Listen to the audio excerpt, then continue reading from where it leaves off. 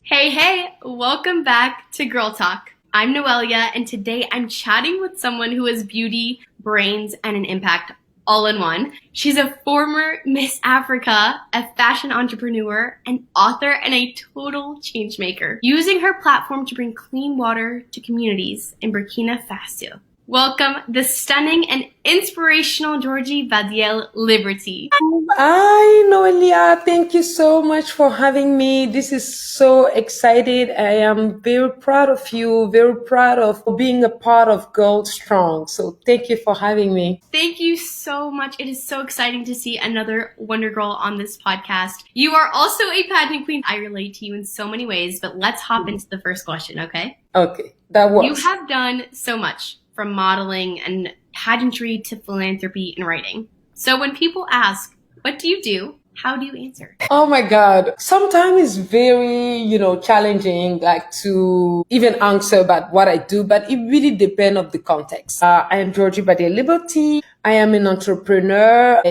I'm the CEO of the Georgie Badiel Foundation. I'm the creative director of Liberty and Justice. I am an author. So my next question is, what inspired you to create the Georgie Badiel Foundation? And was there a specific moment that kind of sparked your mission to bring clean water to Burkina Faso? Yes, thank you so much. That is a wonderful question. And so the journey started in my village, where my grandmother used to wake me up at 6 a.m. to go fetch water. And I am not a morning person. Me either, girl. You Me either. either. Beauty queens love the sleeping beauty. Absolutely. I cannot agree more. Yes. So at 6 a.m., imagine my grandmother would come and she would knock at the door, Georgie, let's go get water. And I would start to fight back, like, no, I don't want to go get the water. I will go behind the house. I will cry and wake up the whole village. So everybody in the village will hear me cry at 6 a.m. Everybody's up. Fast forward, my husband sometimes jokes, he says that if fetching the water was in the afternoon, I would have never become the water princess. Just because I didn't like to sleep, that's why is the problem. Yeah. I was blessed to become Miss Burkina Faso in 2003. Following that, I went to Miss Africa and I was Miss Africa in 2004. After that, God blessed me to now have a modeling contract to go to Paris to start an international modeling career. And I have to tell you, living in Paris was amazing.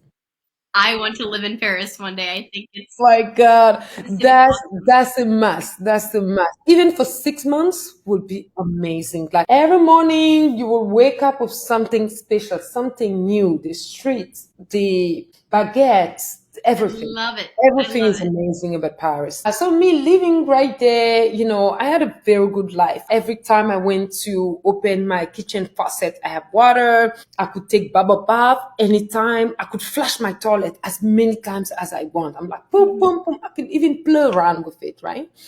It was until a few years later, in 2009, my sister called. She was like, I'm having a baby. I was super excited. I was like, okay, let me go and welcome my nephew. So when I get home, unfortunately, I have to watch my sister waking up every day at 2 a.m. to get water. And I was, it was kind of like a reality check. When you completely forgot about what you used to be, what you used to experience, and now you remind that this is the reality. And my sister was like almost ready to give birth. It completely changed my life. It broke my heart. When I came back to New York, I was meeting one of my friends, Heidi Lindgren. So, we were going to watch a basketball game, and we have a whole space with the basketball players. So, we have a good life. Like we could say hello to the players before they even walk out. So she was like, "How was your trip?" And I was like, "It was bad. It was bad." I went in and I tell her what I've experienced for the past 3 weeks. I have to wake up at 2 to get water. She was like, "Oh my God, this is terrible. Let's do something about it." So we created this organization called Models for Water. And at that time, we were at the peak of our modeling career. We have a very good career. With Models for Water, 100% of the funding we were raising, we'll be giving, we used to give them to other organizations, Thirst No More, the Water Project, and other organizations to build wells. But unfortunately, none of these organizations work in my grandmother village. And bringing water to my grandmother village was very dear to my heart. Absolutely. So now I have to find a way to bring clean water to my grandmother village. So what was that thing? Right? So I have this idea of sharing my childhood story through a children book. I don't know if you read The Water Princess.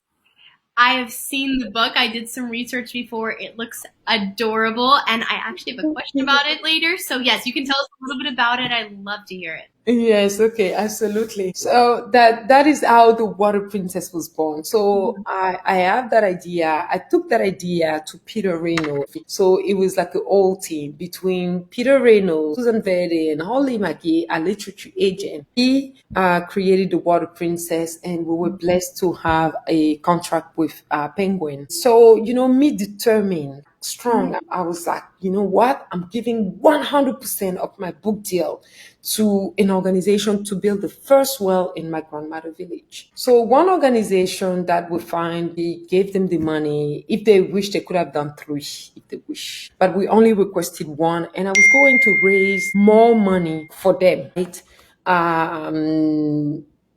That organization took the money. They went to my grandmother village and they came back with the excuse, we don't know how they would take care of the well, so we're going to build it somewhere else. So I was so shocked.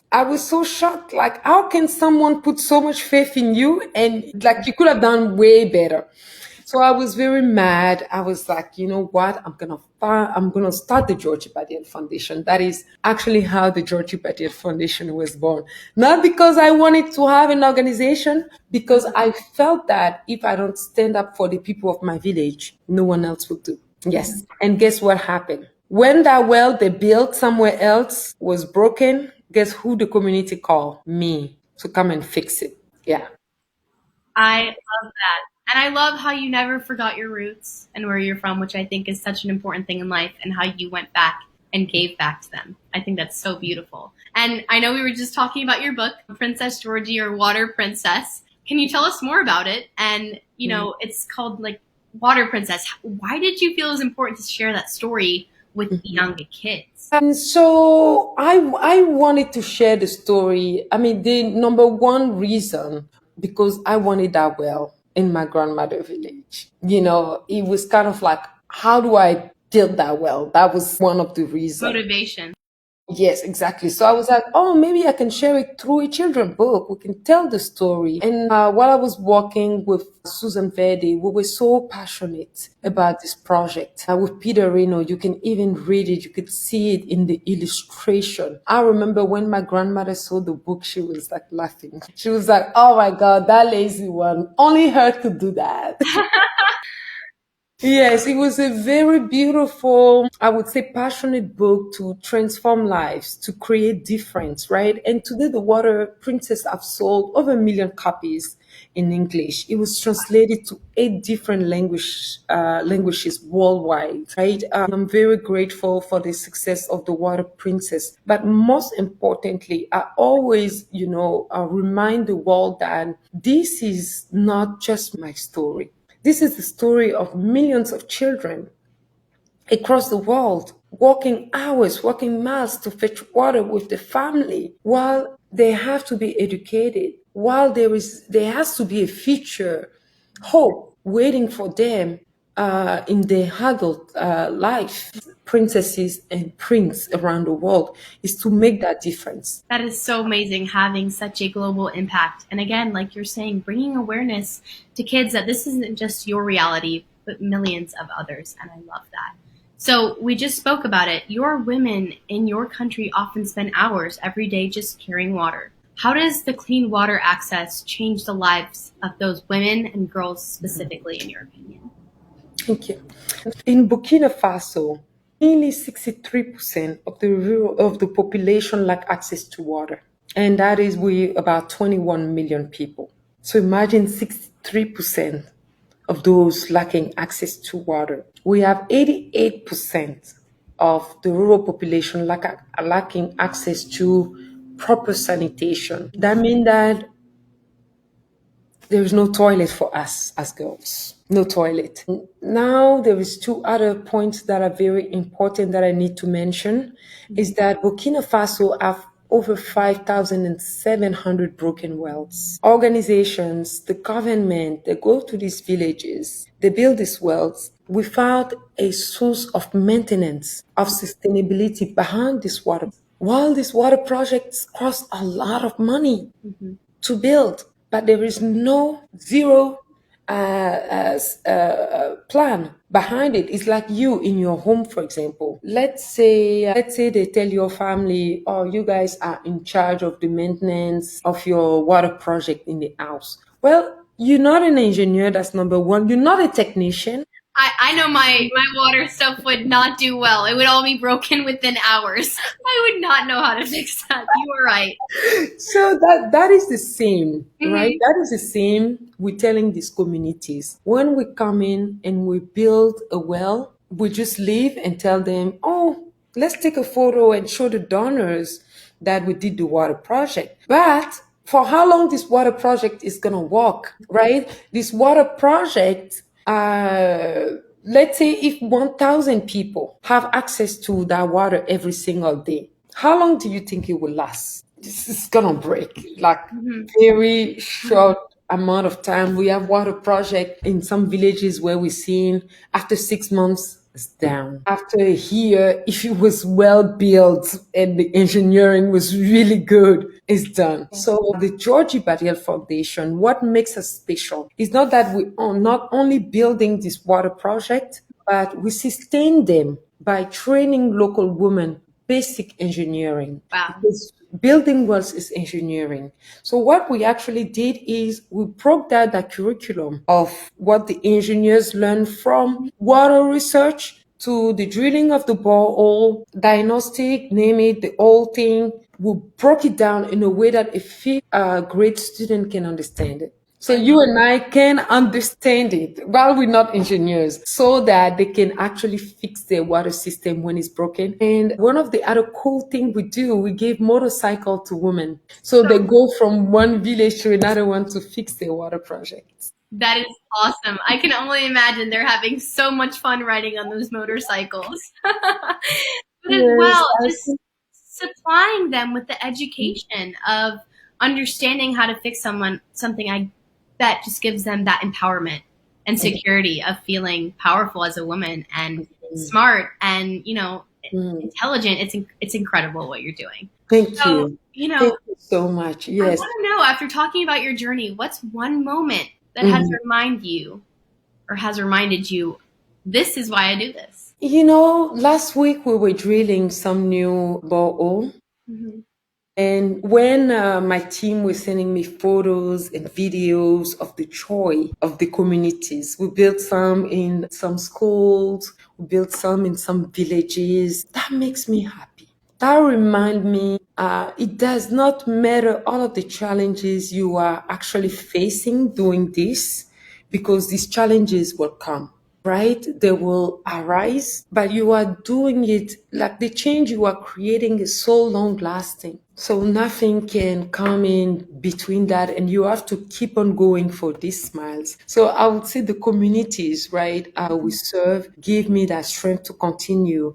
People like you give me that strength to also continue to do the work that I do, because you taking, your time out of your busy schedule to interview me about the mission of our work is important. I agree. So that gave me the strength to say, "Georgie, you're doing something good here and you're going to continue. No matter the challenges you are facing, you will continue. And Burkina Faso will have water one day through the Georgie Badiel Foundation." I have chills from that, especially you just talking about the impact, because like you are right. The well doesn't only impact the people, taking the water from it, but it impacts their entire lives in so many ways that you or me may not even imagine. So oh my God, I'm just obsessed with you, hearing your answers and just learning about what a kind heart you have and how impacting it is. So, how can teens or young adults like me who are hearing your story can get involved or make a difference in causes like yours? Mhm. Oh, thank you. The funny thing is, there is so much for me to share, so much more. I wish I could sit Yeah, here all day and listen to it. yeah, exactly. Like when I say so much more, like we build an oasis, which is like a community center where the community come in and access clean drinking water. They have electricity, they have toilet. Remember earlier I was talking about access to toilet, right? Women like you and I, unfortunately, in these places, when we travel in these places, without proper toilets, how do we do during our period? I agree. I would not know. You were right. Yeah, so we built that, right? Inside the oasis, there is like a community garden. Outside, people use the water to farm, right? So we unleash economic power right here for women. Young kids can go to school and be educated. And women have more time to start a beauty salon business, right? They have more time to become a designer if they wish, right? So there is so much access to clean drinking water enable for this community. Honestly, the work I do with team is in the hope that all of you become activists tomorrow. If you find something in your community that you want to change, the doors are open. You can go ahead and do it, right? And I want you guys to become advocates. I want you guys to go out there.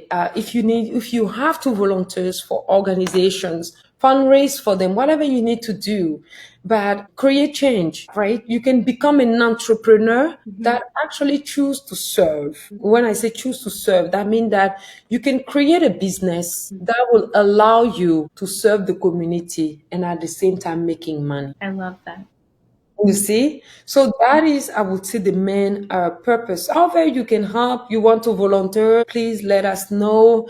And however, GBF can support you as well. We are a community here, and I want the support to be on both sides. I love that. That is amazing. Again, what you are doing is amazing. And I love how you mentioned towards the end of, your answer that kids can get involved in whatever they want as long as they put their mind to it and they're passionate about it. I love that piece of advice. Georgie, I'm so deeply touched by our interview. I am. And I'm so happy that I got to sit down with you and read your heart and hear it and for the world to hear now. Georgie, thank you again for sharing your heart and your journey with us today, from the pageant stage to the fashion world to building wells for women and families. I Thank believe you are you. what it means to lead with purpose and style. Absolutely. Thank you so much, Noe. I hope one day if you're a beauty queen, you'll become Miss America and Miss Universe. Yes, That would be amazing. So you can do it. You can do it. absolutely. Thank you. And, to all my listeners, please let this podcast be a reminder that your platform is powerful. Just like Georgie's, your passion matters and you can change the world. I will see you guys next time on Girl Talk. Georgie, thank you so much. Bye, everyone. Thank you so much, Noe. Bye bye.